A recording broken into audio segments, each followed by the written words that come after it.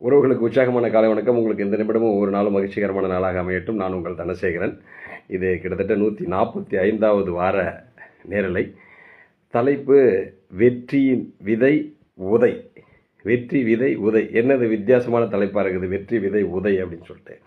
எல்லாருடைய கனவுமே வாழ்க்கையில் வெற்றி பெறுறது அப்படின்றது நம்ம எல்லாருக்குமே தெரியும். அவரவர்கள் எடுத்த நோக்கத்தில் அவங்கவுங்க ஜெயிக்கணும்னு ஆசை, அவங்கவுங்க ஆசையை அவங்கவுங்க நிறைவேற்றிக்கணும்னு ஆசை, அவங்கவுங்க கனவுகளை கைக்குள்ளே கொண்டு வரணும், கையகப்படுத்தணும் அப்படின்றது எல்லாருடையும் ஆசையாகவும் இன்றைக்கி இருக்குதுங்க. அப்போ வெற்றி விதை உதை அப்படின்னு சொன்னால் என்ன அப்படின்னு கேட்டிங்கன்னா, எது எப்படியோ நம்ம லைஃப்பில் வாங்கின உதை தாங்க நமக்கு ஞாபகம் இருக்கும். நிறைய அனுபவங்கள் தான் சிறந்த ஆசான்கள் அப்படின்னு சொல்லுவாங்க. அப்போ ஒரு மனிதன் வாழ்வில் வெற்றி பெற வேண்டும்னா என்னென்ன பண்ணணும் அப்படின்னு கேட்டிங்கன்னா, நிறைய மோட்டிவேஷன் வார்த்தைகள், தடை அதை உடை, நீ ஜெயிக்க பிறந்தவன், உன்னால் மட்டும்தான் முடியும், மாற்றம்னு ஒன்று தவிர மீது எல்லாமே மாறிடும், இல்லை என்பதே இல்லை, முடியாது என்பதே கிடையாது. அப்போ இப்படியான வாசகங்களை எல்லாம் கேட்க கேட்க கேட்க ஒரு வேகம் பிறக்கும் மனசில். ஸோ அதனால் ஒரு மனுஷன் ஜெயிச்சிருவானா அப்படின்னா அதுவும் இல்லைங்க. தன்னம்பிக்கை வீடியோக்கள் நிறைய பார்த்து ஸ்கிப் பண்ணி பார்த்து எக்கச்சக்கமான வீடியோக்களை வாழ்க்கையில் ஜெயிக்கணுன்றதுக்காகவே பார்த்துட்டே இருப்பாங்க. இந்த வீடியோவில் என்ன சொல்கிறாங்க, அந்த வீடியோவில் என்ன சொல்கிறாங்க, இது என்ன பாயிண்ட்டு, அது என்ன பாயிண்ட்டு, இப்படி போனால் ஜெயிச்சிட முடியுமா, அப்படி போனால் ஜெயிச்சிட முடியுமா அப்படின்னு சொல்லிட்டு நிறைய தன்னம்பிக்கை சார்ந்த வீடியோக்களை பார்த்துக்கிட்டே இருப்பாங்க. அதனால் ஜெயிச்சிட முடியுமா, இல்லை இப்படி பண்ணுறதை விட இப்படி பண்ணால் நல்லாயிருக்கும்னு சொல்லிட்டு ஏதாவது ஒரு புது விதமான முயற்சி எடுப்பாங்க. அந்த முயற்சியில் ஆரம்பிக்கும் போது பயங்கர உற்சாகத்தோடு ஆரம்பிப்பாங்க. வாழ்க்கையை மாத்திரம், இந்த பிளானை போட்டு வாழ்க்கையை மாத்திரம் அப்படின்னு சொல்லிட்டு ஆரம்பிப்பாங்க. உதாரணத்துக்கு நம்ம ஒவ்வொரு ஆண்டுமே அந்த டைரி எழுதுறத சொல்லலாம். வருஷ பிறப்பில் என்ன பண்ணுவோம், ஒரு டைரியை வாங்கி நிறைய பிளான் எல்லாம் போடுவோம். ஆனால் அதெல்லாம் முழுமையாக முடிச்சிட முடியுதா அப்படின்னு கேட்டால் இல்லை. அதுக்கப்புறம் இடையில் நிறைய சோர்வுகள், இடையில் நிறைய தள்ளி போடுகின்ற விஷயங்கள் எல்லாமே நடக்கும். ஸோ இதனால் ஒரு மனுஷன் ஜெயிச்சிட முடியுமா அப்படின்னு கேட்டிங்கன்னா அதுவும் இல்லைங்க. அப்போ வாழ்க்கையில் ஜெயிச்ச ஃப்ரெண்ட்ஸுங்களோடு இருந்தால், நண்பர்களோடு இருந்தால் ஜெயிச்சிட முடியுமா அப்படின்னு கேட்டால் அதுவும் ஓரளவு தாங்க. வாழ்க்கையில் அதாவது நேரத்தை வீணாக்கிற நண்பர்களோடையும், தேவையில்லாத செலவு பண்ணுற நண்பர்களோடையும், கேம் விளையாடுற பிள்ளைங்களோடையும் இருக்கிறதால லைஃப் மாறிடுமா அப்படின்னா இல்லை, அது தப்பான வழியில் தான் போகும். பூவோடு சேர்ந்த நாரும் மணக்கும், பன்றியோடு சேர்ந்த கன்றும் கெட்டதாம்னு சொல்லுவாங்க. அப்போ அது முடிஞ்சிருமா, வாழ்க்கையை மாற்றிடுமா அப்படின்னு கேட்டிங்கன்னா அதுவும் ஓரளவுக்கு தான். அப்போ என்ன தான் நீங்கள் மிகப்பெரிய வெற்றி அடைஞ்ச நண்பர்களோடு இருந்தாலும் சில நேரங்களில் உங்கள் மனசு சொல்லும், அவங்க சூழ்நிலை அவங்க ஜெயிச்சிட்டாங்க, அவங்க பேக்ரவுண்ட் நல்லா இருக்குது, அவங்க அப்பா அவங்க தாத்தாலாம் வசதியாக இருந்தாங்க, அதனால் அவங்க ஜெயிச்சிட்டாங்க அப்படின்னு ஏதேதோ காரணம் சொல்லி நம்ம மனதே நம்மளை பின்னுக்கு தள்ளிடும். அதனால் ஜெயிச்சிட முடியுமா அப்படின்னு கேட்டிங்கன்னா அதுவும் பெருசாக ஒன்றும் சொல்லிட முடியாதுங்க. இறை வழிபாடு செய்கிறவங்க, கடவுளை முழுமையாக நம்புறவங்க ஜெயிச்சிடுவாங்களா அப்படின்னு கேட்டிங்கன்னா அதுவும் இல்லைங்க. கடமையை செய்கிறவங்க ஜெயிப்பாங்கன்னு சொல்லுவாங்க. கடவுளை நம்புவது நல்ல நம்பிக்கை, ஆனால் கடமை ஆற்றுவது மிக முக்கியமான ஒன்று. அப்போ அந்த விஷயத்தில் ஜெயிச்சிட முடியுமா அப்படின்னா நம்மால் என்ன பண்ணுறேன், போயிட்டு கடவுள்கிட்ட பேரம் தான் பேசிக்கிட்டு இருக்கேன். கோயிலுக்கு போனால் நான் உனக்கு இதை தரேன், எனக்கு நீ அதை கொடு, நான் அதை தரேன், எனக்கு இதை கொடு அப்படின்னு சொல்லிட்டு கடவுள்கிட்டயே டீல் பேசி லஞ்சம் கொடுக்குற மாதிரியான சம்பவங்கள் தான் நடக்குதே தவிர நல்ல மாற்றம் அப்படின்றது கிடையாது. ஏன்னா ஆல்ரெடி கடவுள் பக்கா செட்டில்டு, அவருக்கு எந்த விதமான குறையும் கிடையாது. அவர் அழகாக இருக்கார், மகிழ்ச்சியாக இருக்கார். அவருக்கு போய் நம்ம சொல்கிற 4 நல்ல வார்த்தைகள், நான் உனக்கு அதை தரேன் இதை தரேன், அவர் மகிழ்ந்து விட போகிறது கிடையாது. மகிழ்ந்து நமக்கு ஒரு விஷயத்தை கொடுத்துட போகிறது கிடையாது. நம்ம கொடுக்குற அந்த காணிக்கையில் கடவுள் வாழ போகிறதும் கிடையாது. நீங்கள் கொடுக்குற அந்த பலியிலையோ, நீங்கள் கொடுக்குற அந்த சொல்கிற மந்திரத்துலேயோ கடவுள் மகிழ்ச்சி அடைய போகிறது கிடையாது. அவர் பூரணத்துவம் வாய்ந்தவர், அவர் மகிழ்ச்சியாகவே இருக்கார். ஆனால் இருந்தாலும் மனித மனது என்ன பண்ணுறது, கடவுள்கிட்ட போனால் எனக்கு இதை கொடு அதை கொடு, நான் உனக்கு இது பண்ணுறேன் அது பண்ணுறேன்னு சொல்லிட்டு அங்கேயே போய் நம்ம டீல் பேச ஆரம்பிச்சிடுறோம். அப்போ அது வாழ்க்கையை மாற்றிடுமான்னா அதுவும் இல்லைங்க. அப்போ ஒருவேளை ஈர்ப்பு விதின்னு ஒன்று சொல்கிறாங்களே, நம்ம என்ன நினைக்கிறோமோ அதுதான் நடக்கும், நீங்கள் என்ன விதமான விஷயங்களை நினச்சிட்டு இருக்கீங்களோ அது நடந்துடும் கண்டிப்பாக அப்படின்னு சொல்கிறாங்களே, அது வாழ்க்கையை மாற்றிடுமா அப்படின்னு கேட்டிங்கன்னா ஓரளவுக்கு தான் மாற்றும். அப்போ நன்றி உணர்தல்னு சொல்கிறாங்க. எதுக்கு எடுத்தாலும் நன்றி சொல்லிக்கிட்டே இருந்தால் வாழ்க்கை பெருசாக மாறிடும் அப்படின்னு சொல்கிறாங்களே. அப்போ ஒருவேளை நன்றி உணர்வோடு இருந்தால் வாழ்க்கை மாறிடுமா அப்படின்னு கேட்டிங்கன்னா எல்லாமே ஓரளவுக்கு தான். அப்போ நீங்கள் வந்து மோட்டிவேஷன் வாசகங்களை கேட்குறதாலோ, மோட்டிவேஷன் வீடியோக்களை பார்க்குறதாலோ, தன்னம்பிக்கை சார்ந்த வீடியோக்களை பார்க்குறதாலோ, புது புது முயற்சியை பிளான் பண்ணி எடுக்கிறதாலோ, நல்ல ஜெயிச்ச நண்பர்களோடு இருக்கிறதாலோ, இல்லை இறை வழிபாடு நிறையா செய்கிறதாலையோ, இல்லை ஈர்ப்பு விதியை பற்றி எனக்கு தெரியும், ரகசியம் தெரியும், எனக்கு வந்து நன்றி உணர்தல் பயிற்சி தெரியும் அப்படின்னு சொல்கிறதாலேயோ ஒருவருடைய வாழ்க்கை முழுமையாக மாறிவிட முடியாது, முழுமையாக வெற்றி பெற முடியாது. அப்போ என்ன தாங்க நீங்கள் சொல்ல வரீங்க அப்படின்னு நீங்கள் கேட்குறது எனக்கு தெரியுது. வாழ்க்கையில் ஜெயிக்கணும்னா வேறு என்னங்க பண்ணணும் அப்படின்னு கேட்டிங்கன்னா, ஒரு அற்புதமான பாடல் இருக்குது. திருடராய் பார்த்து திருந்தாவிட்டால் திருட்டை ஒழிக்க முடியாது. திட்டம் போட்டு திருடுற கூட்டம் திருடி கொண்டே இருக்குது, அதை சட்டம் போட்டு தடுக்கிற கூட்டம் தடுத்து கொண்டே இருக்குது. திருடராய் பார்த்து திருந்தாவிட்டால் திருட்டை ஒழிக்க முடியாது, திருடராய் பார்த்து திருந்தாவிட்டால் திருட்டையும் ஒழிக்க முடியாது அப்படின்னு சொல்லிட்டு நம்ம பட்டுக்கோட்டையார் சொன்னார் இல்லைங்களா.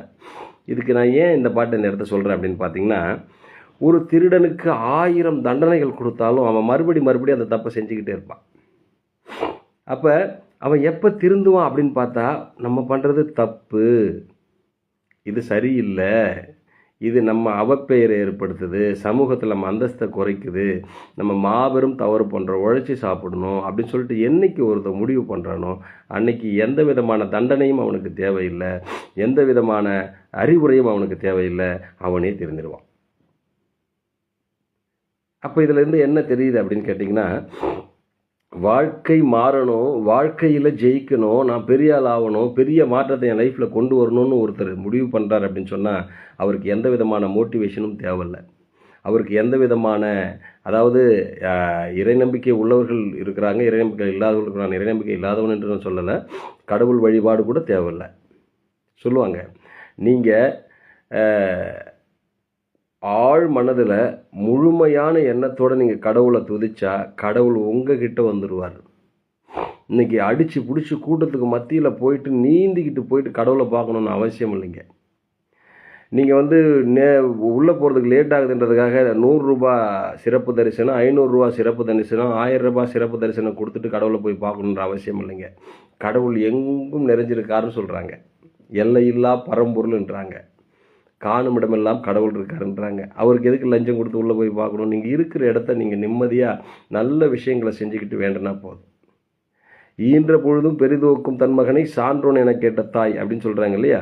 அப்போ ஒரு மகன் வந்து பார்த்திங்கன்னா பெருசாக பொருள் சேர்த்து வைக்கணுன்ற எந்த தாயும் விரும்புறதில்லை, அதாவது பெருசாக ஆசைப்படுறதில்லை, விரும்புவாங்க, பெருசாக ஆசைப்படுறதில்லை. ஆனாலும் தன் மகன் நல்லவன், தன் மகன் சிறந்த மனிதன், தன் மகன் மற்றவர்களுக்கு மத்தியில் பாராட்டப்படுகிற போது, தன் மகனை பற்றி நல்ல விதமாக சொல்லும்போது ஒரு தாய் எப்படி மகிழ்கிறாளோ அது மாதிரி இறைவன் நம்மளுடைய நடவடிக்கைகளை பார்த்து, நம்மளுடைய நற்சிந்தனைகளையும் நற்செயல்களையும் பார்த்து மகிழ்பவர் தான் கடவுள். சரிங்களா?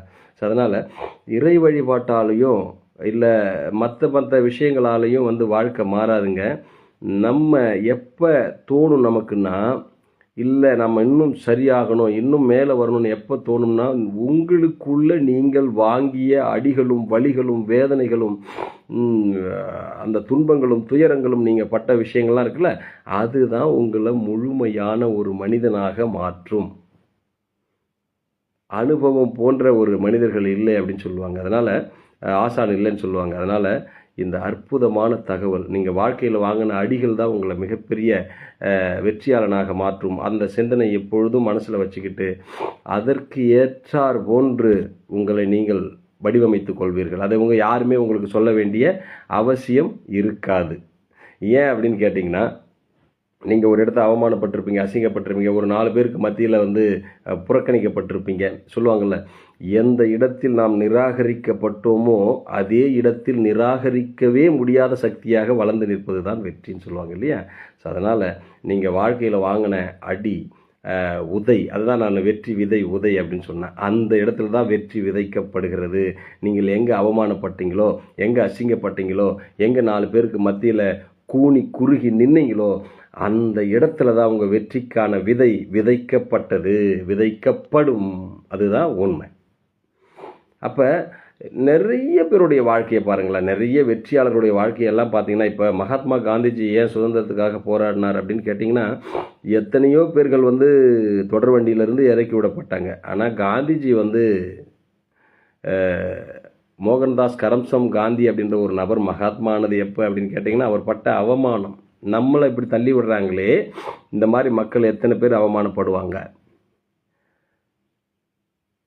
மரியாதைக்குரிய இந்தியாவின் சட்டமேதை டாக்டர் அம்பேத்கருடைய வாழ்க்கையை பார்த்தீங்கன்னா உங்களுக்கு தெரியும். அவர் எந்த அளவுக்கு அசிங்கப்படுத்தப்பட்டாரோ அந்த வேகம்தான் நம்ம அசிங்கப்படுறமே, நம்ம மக்கள் ஏன் இப்படி இருக்கிறாங்க, இவங்களை எப்படி திருத்த முடியும், எப்படி இதுலேருந்து நம்ம வெளியில் வர முடியும் அப்படின்னு சொல்லிட்டு ஒருவர் பட்ட அசிங்கம் ஒட்டுமொத்த சமூகத்தை மாற்றக்கூடிய ஒரு மனிதராக அவரை உருவாக்குச்சு. உனக்கு படிப்பே வராது, நீ எல்லாம் தேரவே மாட்ட அப்படின்னு சொல்லிட்டு ஆசிரியர்களால் கழட்டி விடப்பட்ட அசிங்கப்படுத்தப்பட்ட ஒரு குழந்தை தான் பின்னாளில் நூற்றுக்கணக்கான ஆயிரக்கணக்கான கண்டுபிடிப்புகளை கண்டுபிடித்த தாமஸ் ஆல்வா எடிசனாக வர முடிஞ்சது. அப்போது வாழ்க்கையில் ஒவ்வொரு நபரும் படுகின்ற வேதனையும் அசிங்கமும் தான் நம்மளை வாழ்க்கையில் முன்னேற்றும். அப்போ நம்ம இது வரைக்கும் பார்த்ததெல்லாம் என்னங்க அப்படின்னு கேட்டிங்கன்னா, நீங்கள் மோட்டிவேஷன் பார்க்குறது, மோட்டிவேஷன் வீடியோ பார்க்குறது, நல்ல வாசகங்களை கேட்குறது, கடவுள் வழிபாடு பண்ணுறது, ரகசியத்தை தெரிஞ்சுக்கிறது, இவையெல்லாம் உங்கள் வெற்றியை நோக்கி உங்களை அழைத்து செல்லக்கூடிய வாகனங்கள். ஒரு வண்டி, அது பைக்காக இருக்கலாம், காராக இருக்கலாம், நம்ம இலக்கை நோக்கி ஒரு இடத்துக்கு போகிறதுக்கு ஒரு வாகனங்கள் இதெல்லாம். ஆனால் அந்த வாகனத்தில் எரிபொருள் எது அப்படின்னு கேட்டிங்கன்னா, பெட்ரோல் எதுன்னு கேட்டிங்கன்னா, நீங்கள் பட்ட அசிங்கமும் அவமானமும் தான். அப்போ அந்த அசிங்கத்தையும் அவமானத்தையும் எப்பொழுதும் சேமித்து வச்சுக்கணும். ரஹ்மான் சார் சொல்லுவார் இல்லைங்களா, உங்கள் அவமானங்களை சேகரித்து கொள்ளுங்கள், உங்கள் அவமானங்களை சேகரித்து வைத்து கொள்ளுங்கள் அப்படின்னு சொல்லுவார். அப்போ என்ன அப்படின்னு கேட்டிங்கன்னா, அவைதான் நம் வெற்றியை நோக்கி நடைபோடுகிற போது, நம் வெற்றியை நோக்கி பயணிக்கிற போது நமது வாகனத்திற்கு எரிபொருளாக இருக்கும். உங்கள் வேகத்தை அதிகப்படுத்தும், உங்கள் உற்சாகத்தை அதிகப்படுத்தும். நிச்சயமாக நான் மாறியே ஆகணும் அப்படின்ற ஒரு வெறிய மனசுக்குள்ளே ஏற்படுத்தும். இந்த இடத்த நான் அசிங்கப்பட்ட, இப்போ ஜெயிச்சே ஆகணும், நான் இவங்களுக்கு மத்தியில் நான் வாழ்ந்து காட்டணும் அப்படின்ற ஒரு வெறியை எது ஏற்படுத்தும் அப்படின்னு கேட்டிங்கன்னா, நீங்கள் வாங்கிய உதை நான் சொல்கிறது அசிங்கப்பட்டது, அவமானப்பட்டது, வேதனைப்பட்டது, துன்பப்பட்டது, துயரப்பட்டது, இவை எல்லாமே தான் உங்களுக்கு வாழ்க்கையில் வெற்றியை நோக்கி உங்களை வேகமாக அழைத்து செல்லக்கூடிய எரிபொருட்கள். மீதியெல்லாம் வாகனம்தான். அப்போ அசிங்கங்களையும் அவமானங்களையும் சேகரித்து வைத்து கொள்ளுங்கள், மறந்துடவே கூடாது. ஆனால் அதை நினைத்து ஒருபோதும் வருத்தப்படக்கூடாது. நான் இப்படி ஆயிட்டேனே, எனக்கு இப்படி ஆகிப்போச்சு, எனக்கு மட்டும் இப்படி நடந்து போச்சு, அது மிகப்பெரிய தவறு. அது நீங்கள் வந்து உங்கள் வாகனத்தை நீங்களே எரிபொருளை வாகனத்துக்கு உள்ளே ஊற்றாமல் வாகனத்துக்கு மேலே ஊற்றி நெருப்பு வைக்கிறதுக்கு சமம். ஒரு அவமானமோ அசிங்கமோ ஏற்பட்டுட்டா அதை நினச்சி வேதனைப்படுறது, நம்ம இப்படி ஆகிடுமோ அப்படி ஆகிடுமோ, நம்ம இப்படி ஆகிட்டோமே அப்படி ஆகிட்டோமேன்னு வேதனைப்படுறது எப்படின்னு கேட்டிங்கன்னா, எரிபொருளை வாகனத்தில் எரிபொருள் நிரப்பக்கூடிய இடத்துல நிரப்புனீங்கன்னா உங்கள் இலக்கை நோக்கி அடைஞ்சிடலாம். ஆனால் அதையே நீங்கள் நெகட்டிவாக திங்க் பண்ணிங்கன்னா உங்கள் வாகனத்து மேலே, உங்கள் இலக்கை நோக்கி நீங்கள் அடைய போகிற வாகனத்துக்கு மேலே அந்த எரிபொருளை ஊற்றி நெருப்பு வைக்கிறதுக்கு சமம். அதனால் வாழ்க்கையில் மிகப்பெரிய உச்சத்தை அடையணும்னு சொன்னால், வாழ்க்கையில் ஜெயிக்கணும்னு சொன்னால், உண்மையான எரிபொருள், உண்மையான உந்து சக்தி, உண்மையான அந்த நெம்புகோல் எது அப்படின்னு கேட்டிங்கன்னா, நீங்கள் வாழ்க்கையில் வாங்கின அடியும் உதையும் வேதனையும் துக்கமும் துயரமும் தான் அது அப்படின்னு சொல்லிட்டு இதையெல்லாம் குறித்து வச்சுக்கோங்க. எப்பெல்லாம் உங்களுக்கு சோர்வு ஏற்படுதோ அப்போ இதை பார்க்கும்போது இன்னும் சோர்வு வந்துடக்கூடாது, இதிலிருந்து எப்படி ஜெயிக்க போகிறோம் அப்படின்றத நீங்கள் முடிவு பண்ணி ஜெயிச்சு காட்டணும் நண்பர்களே. அதனால் வெற்றி விதை உதை, நாம் வாங்கிய வேதனையும் அடியும் அவமானமுமே நம் வெற்றிக்கு விதையாக இருக்கிறது. நாம் மற்றவைகள் எல்லாமே நமக்கு வாகனமாக இருக்கிறது. இந்த வேதனையும் வலியும் நமக்கு எரிபொருளாக இருந்து வாழ்க்கையில் ஒவ்வொரு நண்பர்களும் ஆகச்சிறந்த வெற்றியாளராக வர வேண்டும் என்று கூறிக்கொண்டு மீண்டும் ஒரு அற்புதமான நேரலையில் உங்களை சந்திக்கிறேன். நன்றி, வணக்கம் என் அன்பு சொந்தங்களே.